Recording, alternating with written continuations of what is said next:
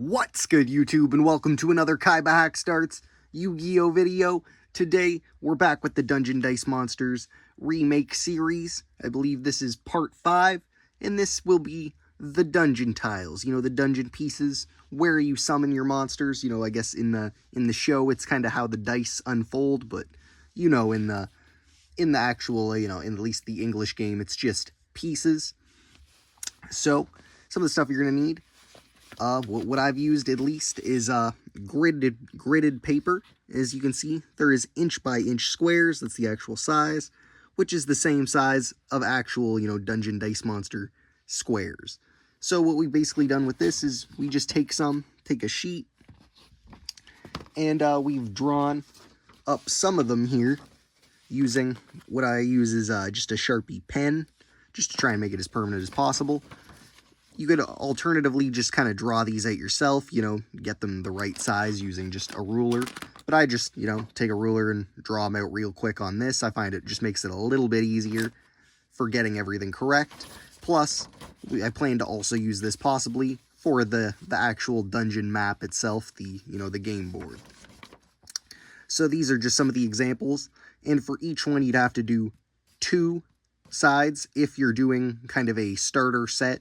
Because the starter set pieces were double-sided, you know, you'd have the red and the blue for starter set games, and, you know, I guess so you could choose your color when you're doing a 10v10. But, of course, with this, you can customize them, make them whatever color, or if, you know, you're just making a 10, like the 10 actual set, you could just do one side, and then cut it, or put it onto some poster board like we do anyway, but, just do the one side and color it in the back. You can do black or whatever you want. That way, making it, I'd say to definitely do, if you're going to be doing this to do 10v10 games, do it that way because it makes it a little less confusing with things. But for doing a starter set kind of thing, we do have 2 sides. And what we do is cut one of those out. So we've done the T and just put it on a piece of foam board. You could also use cardboard, cardstock, anything you really want, you know, to have it slightly permanent. We've just Mod Podged it on there. You could use glue or whatever. And then kind of went over it with some Mod Podge to give it a bit of a cover. But then what you're also going to do is just cut out this off the foam board. And this doesn't have to be too exact. And I haven't let this dry super well. You can do that, obviously. This I just let sit for a few minutes after Mod Podging it, just for, you know, saving time on the video. But you're going to cut it out, obviously following your lines here as closely as possible. But you can always go over with a denser Sharpie, or just again with your Sharpie pen, if you happen to cut into them, or if you just want to make them a bit thicker, or, you know, adjust them in whatever way, make them a bit straighter. See, we kind of cut those edges, and then we can cut into the actual sides here. And it may kind of pop off just from the Mod Podge not being 100% dry there, but if it was dry, it would be stuck on. Plus, sometimes the foam board can kind of get split on the sides. So you can just kind of go over it with some more Mod Podge. That's what I'd do anyway, if it does kind of separate off of there. But you'd have that shape lined up there. Obviously, it'd be attached a bit better. Mine's kind of peeling off from lack of dryness. But you'd have that attached.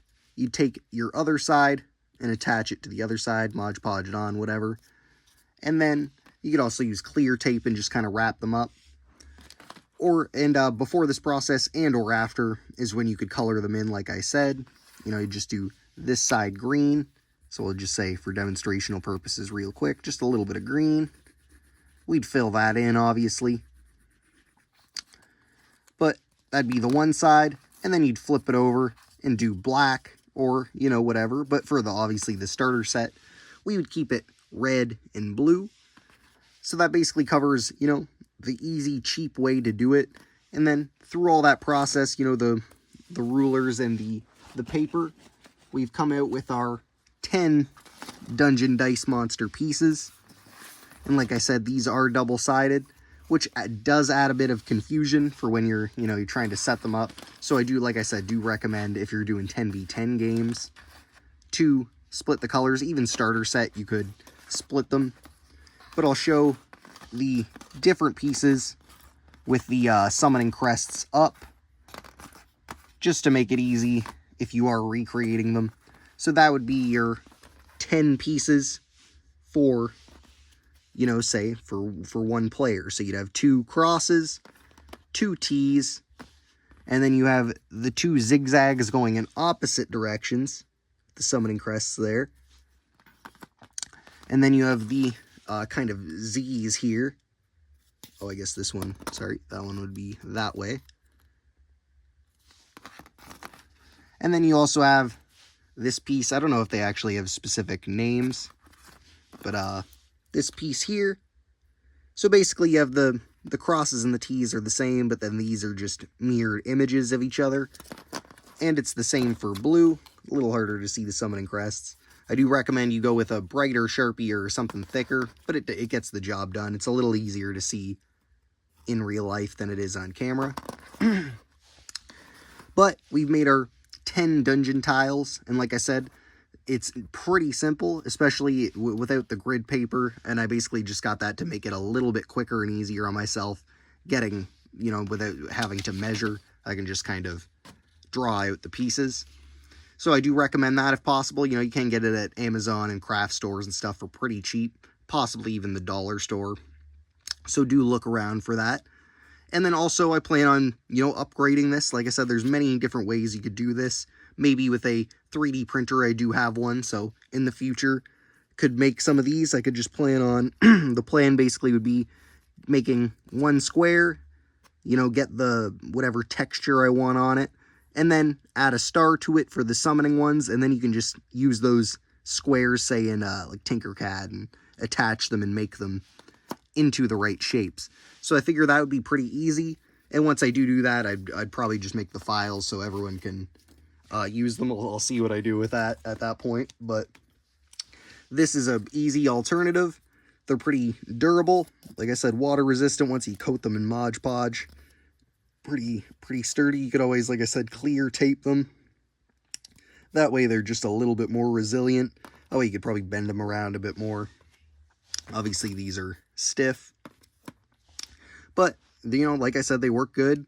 Let me know if there's any upgrades you think I could make just to these, to help along the process, or any ideas for the future to recreate Dungeon Dice Monsters. Of course, we still have the dungeon map and the crest pool, crest counter, whatever you like to call it, to do in part 6 and 7. So we'll get to those, like I said, and if you haven't seen the previous videos where we take care of the rest of the stuff, the figures, the cards, or I guess the miniatures, whatever you like to call them, and then the dice, and, the different pieces that go into Dungeon Dice Monsters, we're going to get it all done as cheap as possible, and hopefully we can have more players and more people in the community playing, and, it won't be so expensive or hard to find some of these pieces. Well, obviously, but it is to find them legitimately, but that way you can play with them the same way you would if you did have those pieces. And these work pretty well. They're not super perfect on how they line up sometimes. They can be just a little bit off, but they fit together pretty nicely. And on the game mat that we're kind of testing out, it seems to work pretty well. Like I said, let me know what else you think I could do to improve them. Check out those other videos. Make sure to check out my other content in general. I do have a Duke Devlin kind of Dungeon Dice Monsters deck profile for Yu-Gi-Oh! Because there is some of those cards in actual Yu-Gi-Oh! Where you're rolling dice for their effects and such. Pretty sweet deck. I recommend you check out that deck profile. But I will leave the rest of the videos linked in the description for the other parts in the series. And possibly in the comments I'll have maybe the Yu-Gi-Oh! DIY playlist or something linked. But like I said, make sure to check out my other stuff. Make sure to like, comment, share, and subscribe. Stay tuned for the rest of the videos in the series. We'll probably have some kind of bonus episodes going over like items and some of the other monsters and, like the Japanese cards and stuff. And whatever else you maybe want to see in the future, and some certain upgrades to some of the pieces we have made. So like I said, make sure to like, comment, share, subscribe, hit that little notification bell so you know when that stuff's coming out. And otherwise, thanks for watching. Peace.